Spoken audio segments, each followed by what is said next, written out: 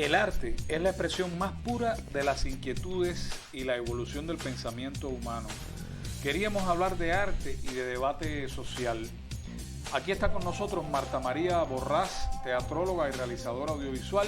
Está también Rodolfo Alpizar, traductor y narrador. Nuestro querido colega Yuris Nórido Ruiz Cabrera, escritor y ensayista.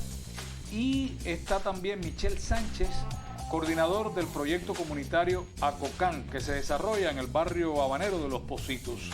Vamos a ver qué sale de este encuentro.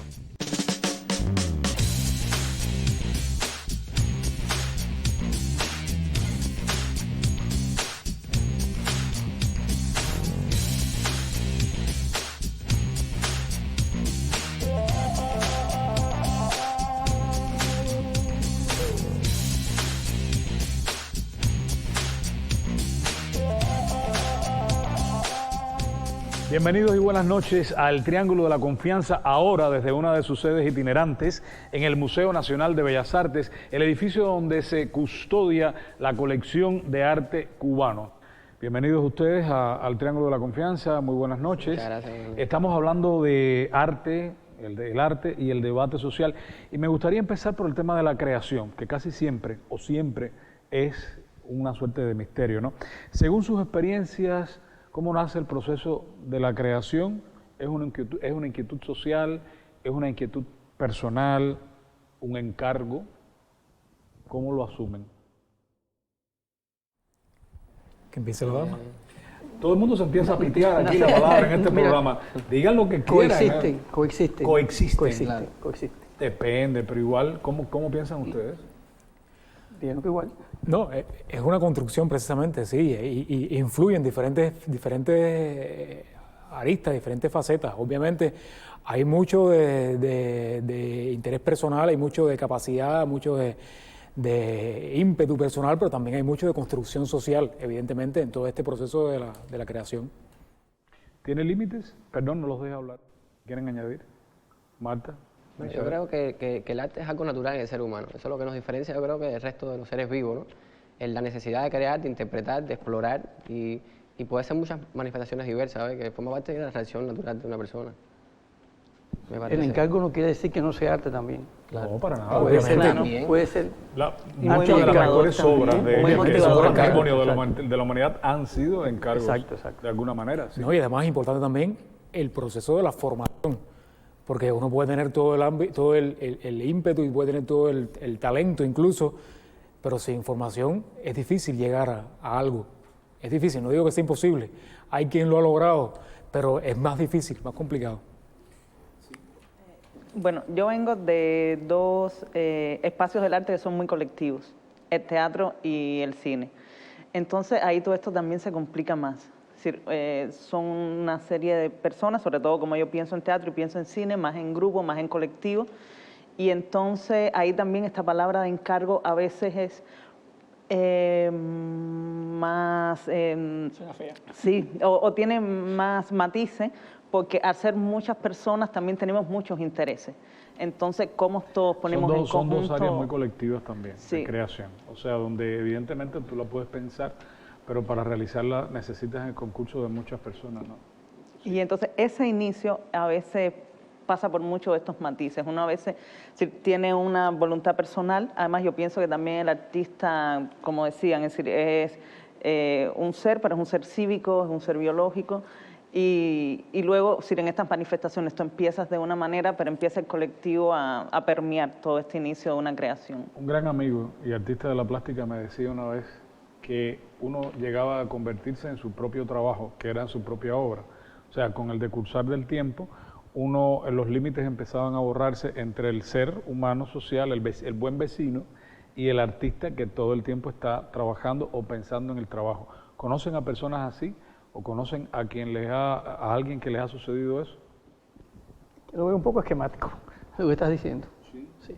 En realidad tú te construyes como escritor, en mi caso, pero tú todavía todo el día no eres escritor, aunque siempre estés pensando en tu próxima obra, etcétera. A ver, tal vez es una buena metáfora. No me refiero a que puedas estar escribiendo todo el día, pero realmente ese misterio de la creación te acude por alguna seña, por alguna cuestión que te va llamando, o sea, que te va dando ideas, o sea, y de momento sucede. Igual hay que trabajar. Obviamente. Igual hay que trabajar. Uno no puede estar esperando que caiga del cielo. No, y benditos los que pueden vivir de la creación. Porque, de hecho, crear es una necesidad del ser humano, independientemente. Todo el mundo canta bajo la ducha, o casi todo el mundo canta bajo la ducha. El problema canta es bajo la cómo. ducha. Bueno, en fin, hay que ver quién tiene la capacidad, quién tiene la posibilidad de hacer de eso una profesión, que no todo el mundo, obviamente. Díganme algo, ¿dónde ven ustedes los límites de la creación? Enfoqué la pregunta al revés. Sería demasiado fácil decirte, la creación tiene límites, me va a decir que no. A mí me gusta decir... ¿Dónde ven los límites? A mí me gusta decir que el arte,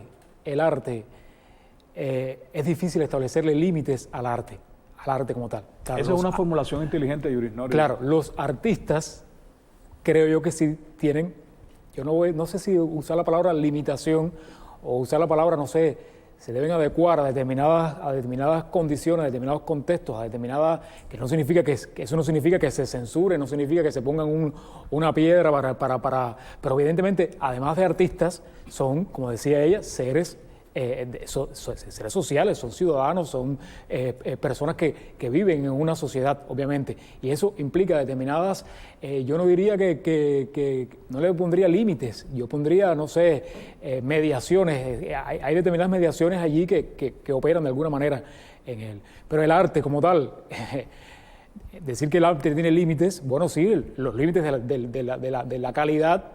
Hablando, no sé, también es un tema complicado hablar de calidad en arte, ¿no? Porque cómo medir lo que es mejor, lo que es peor en arte. Es muy fácil hacerlo en deporte. Quien salta más es el mejor deportista, pero en arte, que todo es tan subjetivo, es más complicado. Quiere decir, no es lo mismo el arte que el artista, obviamente. Es lo que estoy diciendo. Es que la limitación del arte está dada por el artista. Obviamente. Soy el que me limito. Obviamente. El arte no tiene límites. Yo me limito. Claro, yo también respondería a eso preguntándome si tiene límites la creatividad. Yo creo que la creatividad no tiene límites. Y entonces ahí iría, ¿tiene límites el arte? Me encanta dejarlo ahí en esa pausa así. Si tuviera que editarlo, lo dejaba ahí en ese momentico.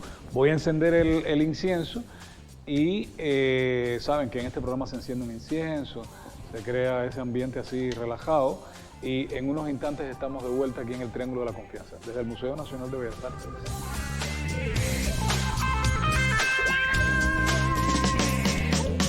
Y seguimos hablando esta noche de arte y debate social. Hablando de arte y debate social, ¿cuál creen ustedes a su juicio que es la misión de la crítica en el arte? Sí, yo estoy súper pesado, admítelo, pero bueno, que es mi trabajo. Bueno, a ver. La crítica es imprescindible. La crítica es necesaria, aunque a veces no guste. A ver, yo siempre me lo planteo de una manera. Yo creo que el compromiso principal de la crítica no es tanto con los artistas como con los públicos, con la formación del público, con la necesaria jerarquización de los procesos, porque obviamente hay mucha gente haciendo arte, hay mucha gente escribiendo, hay mucha gente haciendo películas, hay mucha gente, bueno, no tanto los que quisiéramos, pero bueno, hay mucha gente haciendo películas, mucha gente haciendo música. Hay que establecer jerarquías, obviamente, y también hay que contribuir a que el público, los que consumen, no me gusta mucho la palabra consumir en este ámbito, pero bueno, tenga una experiencia mucho más rica, mucho más, se integre mucho más esos procesos, sea un espectador mucho más amplio, mucho más vivaz, más comprometido con lo que está viendo. Y yo creo que el principal compromiso de la crítica es con ese espectador, en mi opinión. No significa, por supuesto, que pueda dialogar la crítica. De hecho, debe dialogar también, por supuesto, con los creadores, obviamente. Pero asumirlo como una especie de emulación o de confrontación entre el creador y el crítico me parece que es una cosa extrema. En mi opinión es extremo llegar a esos términos. Lamentablemente, lamentablemente es lo que más ocurre.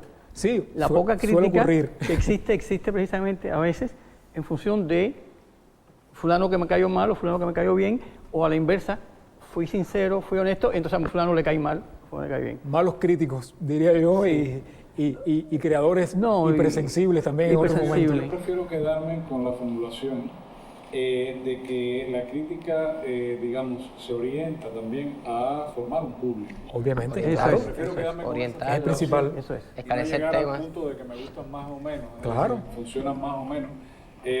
Yo creo que en nuestra propia función educativa, de alguna manera, debiéramos al menos aspirar a eso. Ahora, siento también, como tú dices, que hay que establecer jerarquías y que hay mucha gente haciendo todo, y eso es genial. Ahora, ¿habrá suficiente crítico o críticos como para poder ejercer esa labor, vamos a decir, organizadora, catalogadora, educadora de lo que estamos aspirando que se construya para ese público? Yo diría que no. ¿Y ustedes qué dicen? Yo creo que no, yo creo que que hay insuficientes, que son insuficientes para decir yo creo que no hay los suficientes críticos y tampoco hay todos los espacios necesarios para la Esa crítica. es la segunda también parte. Es una realidad. Esa también Esa es es la una segunda realidad. ¿Dónde están los espacios? Es decir, ¿hasta qué punto, Marta, por ejemplo, piensas tú que un crítico legitima una obra de arte? Pienso que la legitima en toda medida. En toda medida. Sí, y vuelve un poco atrás, creo que el crítico tiene que ser consciente de eso, de que forma públicos, tiene que ser consciente del arte que está sucediendo, del momento que está sucediendo y que su papel es muy importante, por eso, porque jerarquiza. Y entonces yo creo que tiene que entender qué está sucediendo con el arte a todos los niveles, lo que fue, lo que es y lo que puede ser. Yo no pienso que hay críticos, por lo menos en teatro, Sí, los hay. siento más y lo que sentiría en todo caso es un déficit de entender qué es la crítica, Del ejercicio de la crítica, del ejercicio obviamente. de la crítica para el artista, para el contexto y para el público. Yo creo que eso es lo que falta un poco. También porque, bueno, por 10 años fui profesora en el Instituto Superior de Arte en la carrera de teatrología. Muchachos maravillosos que pasan por ahí y que siento que tienen mucho talento, pero que les falta eso, comprender la importancia que tienen en realidad, o que van a tener con respecto a un arte. Y es un oficio, bueno, no sé si llamarlo oficio, una profesión también que puede ser ingrata de alguna manera también. Y hay mucha gente que también dice que los críticos son los artistas frustrados. El oficio es una palabra en Sí, muy bien, muy bien, oficio, muy sí, bien. lo es sin duda. Decía, hay mucha gente que piensa, o mucha gente que dice que el crítico es el artista frustrado, que no le alcanzó para ser artista, entonces se dedica. Y bueno, yo creo que también la crítica puede ser un ejercicio de creación también. La crítica, de hecho, es un ejercicio de creación, de hecho. Pero sí, ciertamente puede ser muy... Yo creo que sí, hay críticos. Lo que no creo que haya es una crítica. Hay críticos, pero no hay una crítica establecida como tal en este país, en este contexto, que pueda decirse, la crítica nacional dice esto, dice aquello, como un sistema perfectamente articulado. Eso no existe, porque tampoco faltan también espacios y faltan también competencias en buena parte también de la gente que hace la crítica en Cuba, evidentemente. ¿Solo es arte, a juicio de ustedes, aquel que dialoga con la realidad? No, ¿Por qué? porque si solamente fuera eso, fuera hacer un... Te dejaste provocar. hacer Saltó enseguida. hacer esto, estoy dialogando solo con la realidad, pero para hacer arte tengo que dialogar con algo que está más allá, porque la trasciende. De hecho, el artista muchas veces se adelanta a la realidad, se adelanta. 20.000 leguas de viaje submarino, ahí lo tienes. Si ese señor hubiera dialogado nada más que con la realidad, todavía estaríamos en remos. El artista verdadero está creando. La palabra creatividad, como tú lo usaste, la está poniendo en funcionamiento, así, en total plenitud. Y crea, porque ve más allá de lo que todos vemos. Si no vemos más allá de lo que todos vemos, no somos artistas. ¿Cómo en Acocán ustedes dialogan con esa realidad? A ver, el proyecto comunitario trabaja en un asentamiento informal sumamente vulnerable y no se puede concebir el desarrollo de ese espacio si no se tiene en cuenta la creatividad que cada uno puede aportar, ¿no? Y el arte forma parte de este mecanismo. Y nosotros identificamos esos valores, por ejemplo, en las manifestaciones religiosas, la dimensión inmaterial de lo que es la cultura. A ver, yo vengo del mundo de la universidad, trabajo el patrimonio cultural, específicamente el tema de la arqueología, y veo el arte como algo del pasado, pero en función del presente, ¿no? y con un componente vivo, ¿no?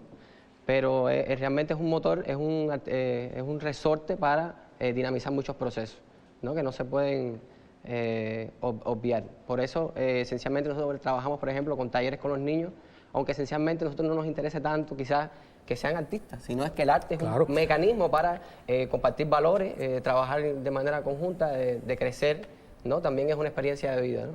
Y el arte también es la realidad. Vamos a partir exactamente. de eso. El arte también es la que enriquece este panorama agreste que a veces tenemos. Bueno, en fin, pero el arte también es realidad. Y el arte construye realidad, obviamente. Eso es una cosa obvia. Las dos dialogan mucho. Obviamente. La segunda supera a la primera Sí, bueno. con creces. ¿Qué piensan ustedes del papel renovador del arte en la formación de estas nuevas generaciones? Justamente muy aterrizado en la realidad que estamos viviendo hoy en día. ¿Hacia dónde va? Estoy como así, preguntando. No, está fuerte la pregunta. Pregunta complicada. Tenía que aprovecharte, Yuri, ¿no? Pregunta complicada. Mira, el arte es imprescindible en la formación de un ciudadano. El arte. No el hecho de saber bailar, de saber escribir, de saber pintar. El hecho de poder apreciar, de poder disfrutar, de poder enriquecer tu vida con eso es necesario para la formación de un ciudadano. Eso es Me obvio. gusta la palabra esa, ciudadano. El arte, lo decía él, el arte es lo que nos distingue, una de las cosas que nos distingue, no es lo único que nos distingue del resto de los seres vivos, del resto de los animales. El arte nos distingue y el arte nos hace mejores personas, evidentemente.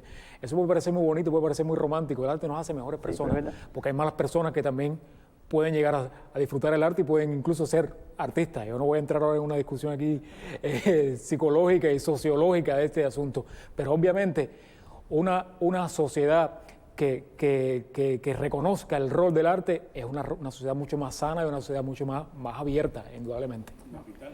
Es que yo pienso que el artista hace dos cosas. Uno, el artista hace arte. Y dos, el artista hace cultura. Y sin cultura... No es posible. No es De posible. la vida humana. Siempre, un buen artista podría hacer hasta arte. No siempre un artista hace arte, porque Claro. a veces es difícil, pero siempre Hace cultura, obviamente. Y eso es muy importante. Con la llegada de la posmodernidad, por supuesto, hay muchas cuestiones relacionadas con, digamos, la ficción y tal, que pasa en un segundo plano, está la narración, el videodrama. ¿Crees tú, por ejemplo, que estamos a las puertas de la muerte de la ficción tal y como la conocemos? ¿Qué preguntó a ti? A mí. A ella. Sí, es una pregunta muy directa. Es que, ¿cómo conocemos la ficción? Si conocemos la ficción... Fíjate que veníamos del arte y la realidad, empezamos a mezclar las cosas, empezamos a cambiar, pero bueno, es la llegada de esta pregunta. Claro, era una pregunta. Si mi pregunta era ¿qué es la realidad? Yo como artista veo la realidad, pero ¿a qué le llamamos ficción? Si le llamamos ficción a las narraciones clásicas o le llamamos ficción a las manifestaciones performativas, autoficcionales que hay antes de la era clásica, vamos a decir. Yo era profesora de teatro latinoamericano y siempre empezaba por ahí. ¿Nosotros qué hablamos? ¿De las ficciones clásicas como Aristóteles las piensa o desde el cuerpo, desde la danza, desde el cuerpo que participa de un espacio? Entonces, ¿dónde quedan las ficciones? Para mí ficción es un concepto muy amplio y muy abierto, en realidad. Y yo de cualquier forma yo desconfío de esas muertes anunciadas, porque aquí se ha anunciado la muerte de todo. Todo el mundo anuncia la muerte de todo. Hasta del teatro. Bueno, del ámbito donde yo procedo, del periodismo. Hace muchos años, hace siglos, Se ha anunciado la muerte de tantas cosas, se ha anunciado la muerte de la prensa impresa, la muerte de la radio, la muerte de la televisión, la muerte de todo. Y lo que ha demostrado la lógica es que todo esa es la palabra, se recolocan las cosas y se redimensionan muchas veces los alcances. Vamos a hacer una pausa. Gracias a ustedes por sus sugerencias de temas que queremos tratar en el Triángulo de la Confianza y sus bienvenidas cartas a una de las esquinas más populares del Canal Habana, que es la esquina de Masón y San Miguel. En instantes estamos de vuelta.